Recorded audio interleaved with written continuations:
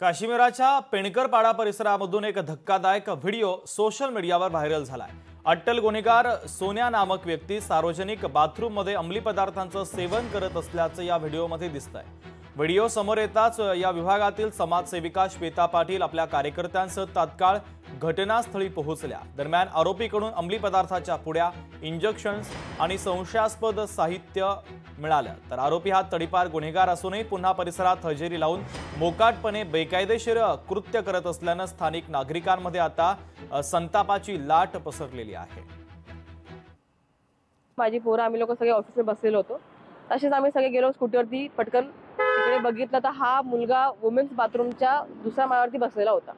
Public toilet जो आपला असतो तिथे माझ्या मिस्टरांनी त्याला बघितलं, त्याला पकडलं। त्याच्या हातामध्ये सगळे त्या टायमाला इंजेक्शन्स होते ड्रग्सचे, काही पुड्या होत्या आणि त्या आम्ही पहिला जप्त केल्या।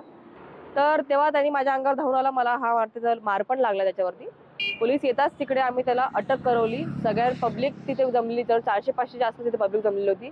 त्या चौकीमध्ये घेऊन गेलो। चौकीमध्ये त्याची रीतसर कारवाई केली जाईल आणि रीतसर आम्ही तिथे बसून त्याच्यावरती काय काय चार्जेस लावायचे आम्ही ते त्याला पोलिसांना सांगून, पोलिसांनी पण चांगलं सहकार्य केलं आम्हाला आणि त्या सध्या तो पोलीस कस्टडीमध्ये आहे।